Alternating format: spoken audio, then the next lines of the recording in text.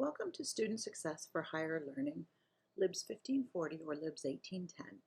Today we're going to be discussing Chapter 3. Chapter 3 is entitled Thinking About Thought, which may sound a little confusing, but if we look at the objectives, we're talking about higher levels of thinking. We're talking about learning how to think and learning how to think critically, which is what one of the most important things is at college. We're also going to be looking at understanding fallacies and faulty assumptions. Now, fallacies are things that are untrue, but a lot of people believe them. Faulty assumptions come from looking at something, but then coming to the wrong conclusion. We're also going to be talking about how you can establish your critical thinking skills and develop them, but we're also going to be talking about creative thinking, because creative thinking is something else that we need in college. We're going to be talking about how to develop those as well. And again, talking about problem solving, decision making, and brainstorming. So when we talk about thinking in college, the first point is that you are expected to think for yourself. We will give you a lot of ideas, but it's up to you to figure out how to apply those ideas and how to access and evaluate new ideas and new information. And we give you these ideas to contribute or build up your knowledge base so that you become better at critical thinking. Critical thinking also means trying to come up with new or fresh ideas. And we talk about the higher order thinking skills, which I'm going to talk about in just a second. But the main takeaway is that we're going to give you a lot of information, and it's up to you to decide whether it is good information or not, and how to find further information that can verify that it's good or to contradict that it's good. So when you're at college, you might hear some of your professors talk about Bloom's taxonomy of learning. So when we look at Bloom's taxonomy, it's often in a pyramid. But at the bottom of the pyramid, which is at the top of mine, the easiest thing that we're asking you to do is remembering and recalling information. So we might ask you to count something. We might ask you to describe something or list things, matching things, telling me what something is like, or write about something. So if you think back to what it was like when you were in elementary school, in the lower grades, say grade 1 or 2, a lot of time was spent on these skills. So some of you may have had a class like show and tell, where you brought something in and you were asked to describe it. You were asked to talk about it, explain why it was important to you.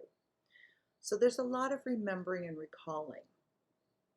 Now the next step is understanding, which includes describing something or making conclusions about something, identifying.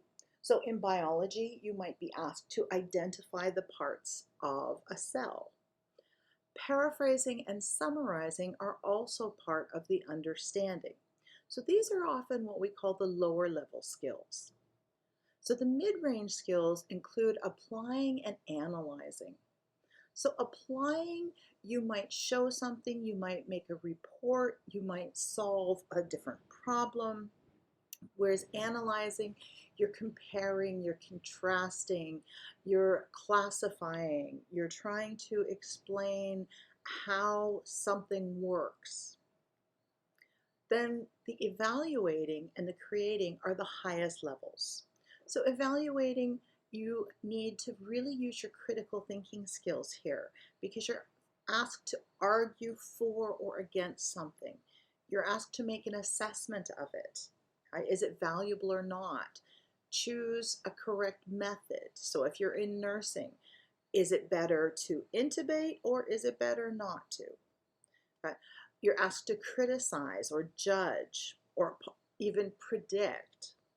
So there's a lot of thinking going on there. Then the last one, of course, is creating. So you're taking different parts and making something new. So you might be designing a new program in computer programming. You might be designing a room in interior design. In architecture, you might be creating a new system. If you're looking at something like HVAC, you may be asked to think about a new way to install or an improvement on that system. So when you look at thinking for college, in the beginning we'll often use the lower level skills, but towards the end we're looking at the evaluating and creating, which I mentioned is critical thinking. So what is critical thinking? It's the ability to discover the value of an idea or a set of beliefs, a claim, or an argument. So if I said to you that wearing masks in a respiratory crisis, having something like COVID or even just the flu or colds, wearing a mask is not beneficial. You could then go online and find information that could contradict that. You could create an argument, but you would have to use logic and reasoning. So you're probably seeing online a lot of disagreements, and people are saying, oh, you're just an idiot, or you're stupid, or you're just following the rules without knowing anything. Logic and reasoning means that you actually have something substantial to show the other person. Critical thinking also means evaluating the evidence or information and to make a decision about that information or to reach a conclusion. So as you have probably seen in the past little while, wearing masks has been proven to be effective. So you can look at the data about not wearing a mask versus the data about wearing a mask, and you can come to your own decision. Are you going to do it or not? And you can reach a conclusion. Which information is better? So critical thinking is also a foundation for effective communication. If you think about an argument that you had recently with somebody, you may not be able to change someone's mind. However, if you use an argument effectively, you leave them with something to think about, which is important. If you just say, no, you're wrong, what winds up happening is that person just is angry and refuses to listen to anything else that you have to say. So when you think critically and you analyze your argument, your communication becomes much more effective. Your decision making also becomes more effective. So if you read something on Facebook versus reading it in a newspaper, which one would you believe more? And also, critical thinking helps us create new knowledge. So when we find out new facts, we can then go on and do further research to find out more. And it's a good way to uncover biases or prejudices. When people write, everyone has a bias. So for example, if somebody is writing an article about Black Lives Matter, you can quickly often see the bias. Are they for the movement or are they against the movement? This is a bias. Right? They have one way of thinking about something. So is it something you agree with or disagree with? If there is a bias, is it affecting how people perceive the issue? You can also uncover prejudices the same way. So critical thinking is a process. So the first step is, what is the problem or issue I am considering really about? So is it really about Black Lives Matter, or is it really about racism? Then the next is, what are my options? So do I know more? Do I need more information about this, or do I know enough? And then, do I support it or don't I? And what do I know about each of these options? So, and again, then you need to ask yourself, how good is my information? So you're looking at using the CARS test. Is it credible? Is it reliable? Is it accurate? Does it have support? And are there fallacies that I'm missing? So a fallacy might be, I haven't seen racism, or I haven't experienced racism, so therefore it doesn't exist.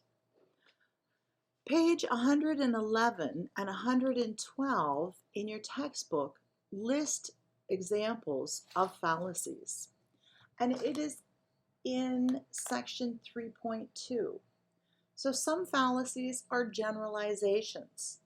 So for example, all Canadians love summer because there's no snow. It's impossible to say that all Canadians love summer. If you look in my family, my sister prefers winter. My brother prefers the fall. I prefer the summer. And yet we're all Canadians. Another one is a false case.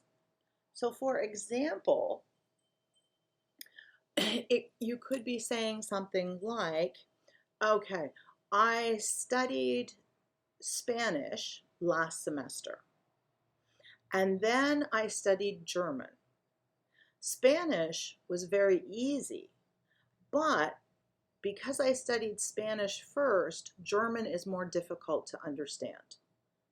So you can see that there is no process, there is no connection between A and B. Okay? Personalizations. Here's an example of when we may or may not agree with somebody due to a personal issue. The example that the textbook gives is, I won't support Senator Smith's education bill. He's had a mistress and marital problems. So what does one have to do with the other? Is his education bill good or not? That really has no bearing on whether he has had extramarital affairs. Another fallacy is that everybody does it. So everybody does it, so I should do it too.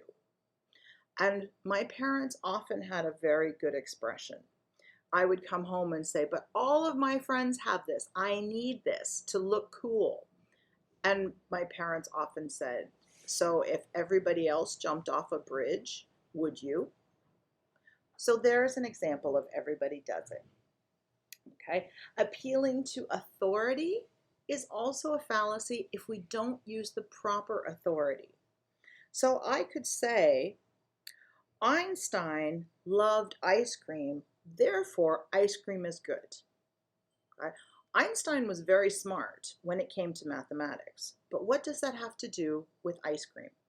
If I said Einstein came up with a theory of relativity, which proves that he was very smart and could think in very creative ways, then that is fine. But what does Einstein have to do with ice cream? Okay. Another one is a weak analogy. So comparing things that are very weak. The textbook uses the example, cars and motorcycles are both driven at high speeds on the highway. Car drivers aren't required to wear helmets, so motorcycle riders shouldn't have to either. Well, that's really weak because when you're driving a car, you're surrounded by metal and glass. When you're driving a motorcycle, you're not. So you have a greater chance of injuring yourself if you have an accident. There's also a false dichotomy, and a dichotomy means either or. And again, the textbook uses a very classic example, which says, America, love it or leave it. Many people who are American love America, but don't like certain things about it. And that's perfectly fine. So having a false dichotomy impedes or prevents critical thinking. Using critical thinking skills at college, we use them in a variety of ways. So we use them for personal choices. At the beginning of the semester, we talked about making Or we talked about our values and making decisions for our schedules based on our values. So again, critical thinking comes in handy here. Because if you think about it, you could spend time shopping online, or you could spend 15 or 20 minutes working on your essay. Which one has more value? Unless, of course, it's school supplies that you need right away. Then it might be an idea to do your online shopping, make sure you set a time limit, and then go and do your schoolwork. At reading, listening, note-taking, and studying, you're deciding what is important, what the most important ideas are, and what you need to record so that you can review and you can prepare.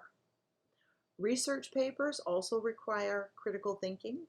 And one of the reasons why we ask you not to use Wikipedia is because Wikipedia is a very readily available source, but the information may not always be accurate. The discussion about Wikipedia varies. People say Wikipedia is accurate anywhere from 88% to 96%. So if you're looking at a source, you want to make sure that it's at least 98 or 99%. Nothing can be 100%. If you are looking at research, you can look at research in grammar, for example. And back in the 50s and 60s, people believed that the best way to learn grammar was just to memorize the rules and practice the rules and practice the rules. Then we moved into a whole language issue or philosophy. And the whole language philosophy in North America was that we don't have to teach grammar because people automatically pick it up. We're now seeing that that's not true. So now we've moved to a communicative approach of using grammar. So using it in real life situations. So you can see the research has changed. So with critical thinking, you are able to look at the research, decide what is the newest, but is it necessarily the best? And we use critical thinking for essay questions on exams. And we talked about the different words you have to look for. And going by those words will help you establish how to approach the essay. Some tips for critical thinking include considering all points of view, whether you agree with them or not. And you need to keep an open mind, because here's where our personal biases or prejudices can interfere with critical thinking. Ask questions about your supporting data as well. So is it enough support? Is it the right support? And is it credible? So if you're looking at a sociological or a psychological study, you need to really examine the numbers that they give you to see whether that particular data is relevant or not. You also need to look for evidence that contradicts your point of view. We need to think about that. We don't have to agree or disagree with it, but we need to consider it. And again, evaluating your information. So what is the source of your information? My grandmother was a great source of information for learning how to make soup. She was a soup making expert. So she was a good source. However, my grandmother spoke the strangest combination of English and Dutch. So was she a good source of information for learning the language? No. The second question is the author well respected in the field? And you can often Google authors to find out how respected they are. The third one is, when was the information developed? And is it important, and why? Generally, if you are doing a research paper and you're looking at fields like technology, sociology, childcare, anything to do with building and construction, The newer the information, the better it is. You won't want information from the 1950s unless you are doing a historical look at how things have changed. The fourth one is, does the author have an agenda for publishing the information? So is he or she pushing their biases so that more people accept them? All right, some more tips. Again, if you're trying to decide which side to support because you really don't know, make a table with the main points and list the evidence that you have to support it. And you can do a T-type table where you have your pros and your cons. Also, recognize and be willing to admit when you need more information. And make sure that your assumptions are based on facts, not opinions. So when I lived in Japan, one of the things that I often heard was that all Japanese have to eat rice 3 times a day. Now, I believed that because I would go for lunch and I would go to this wonderful Italian-like restaurant. And most of my colleagues would have the pasta and also a bowl of rice. However, there was one colleague who always insisted on having pasta and a salad. So my assumption was incorrect because it was based on opinions, not facts. And again, look for fallacies in your arguments. So things like generalizations, false causes, personalizations, everybody does it, using authority incorrectly, using a weak comparison, and using a false dichotomy. Question your characterization of others as well. So if the author is somebody, for example, who is an outsider and looking at your culture, you may not like or agree with their observations. However, think about why you think that way. Is it because the person says something you disagree with? Is it something that insults you? Step back and think about, is this observation correct or not? And think about how you feel about this particular person. And finally, be careful of broad generalizations. One generalization that people often make is that Canadians are very polite. But if you drive, you can see Canadians are not polite. You'll often hear too that Canadians are concerned about others and care about others. That's not necessarily true. And when people are faced with this reality, they're often shocked. So be aware of overgeneralizations. And again, I just want to briefly touch on the fact that we need to use the CARS test for research.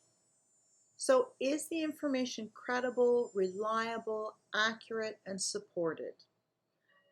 By looking at this, we can build our critical thinking skills. Because if something passes the CARS test, then we know it's a good source. So critical thinking is looking at the information, analyzing it, deciding whether it's accurate, whether it's something that we should believe in or not. Creative thinking, on the other hand, is the ability to look at things from a new perspective and to come up with fresh solutions for a problem. And creative thinking is something that we often start to lose as we get older, but you can work on developing it. Okay? It involves using rules and the requirements and understanding how they work and coming up with something different. And it's aimed at producing a defined outcome or a solution. So I want you to look at a pen right now. hold the pen in your hand. Now, think about what you use the pen for on an everyday basis. Okay, so we use it for writing. If you have a pen that's a different color, you may use it for taking notes on the side of your margins. You may use a highlighter to underline certain things, or a different colored pen to underline things. But that's what we use it for. Now, take a minute and use your imagination. What else can this pen be used for?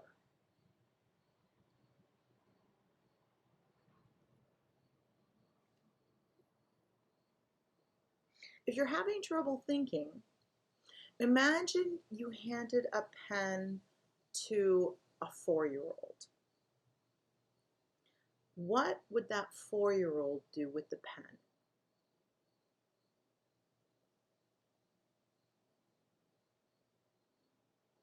Have you come up with anything yet?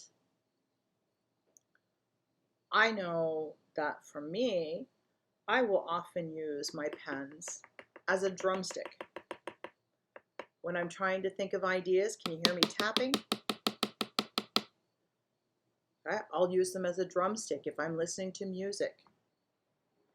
I will often use a pen as something to chew on when I'm thinking. But a pen could also be a rocket ship going to the moon.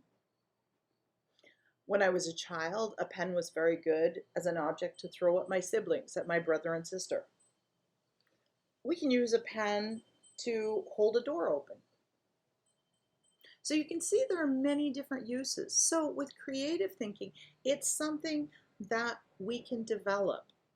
So when you're looking at objects, think about different ways they can be used, because this is one way of thinking creatively.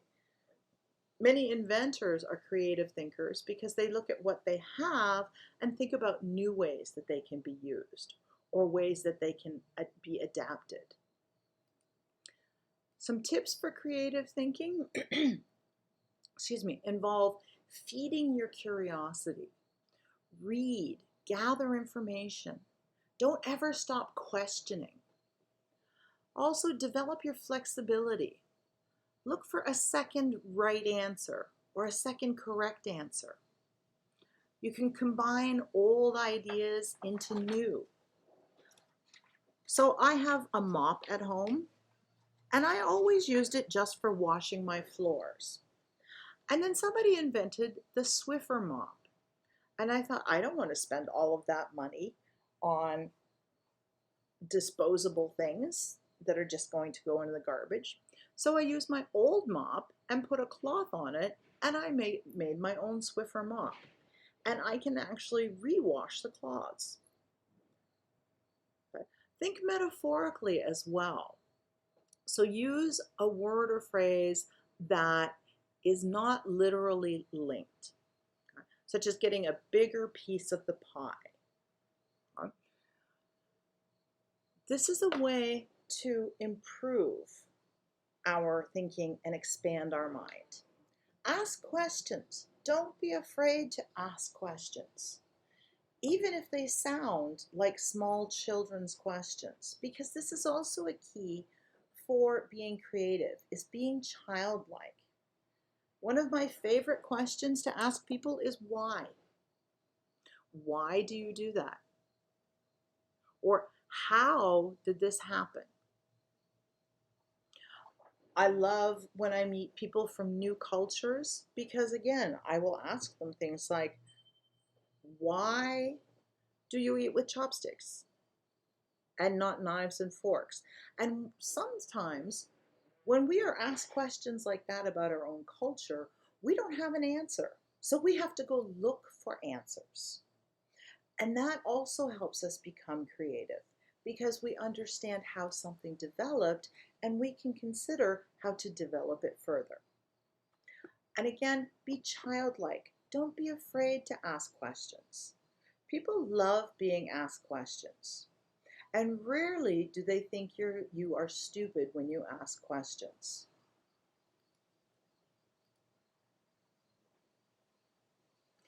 And finally, We use both critical and creative thinking for problem solving and decision making. So problem solving, we look at all of the evidence and then we try to find a solution. And the solution may not be what everyone expects. So think about owning a car and you have to drive to an appointment, but your car won't start. So you can think critically about why it won't start. Is the battery dead? Is it out of gas? Is the starter not working? Is it too cold for your car? These are all critical thinking examples. But is critical thinking necessarily going to help us get to our appointment on time? Right? If you're out of gas, or your starter is not working, or your battery is dead, you're going to have to call somebody to come and help you start the car.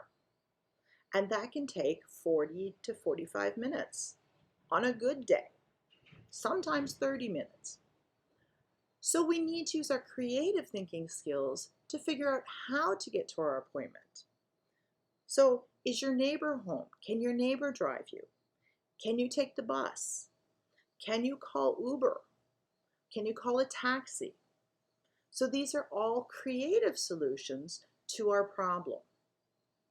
So there are 4 steps to effective problem solving.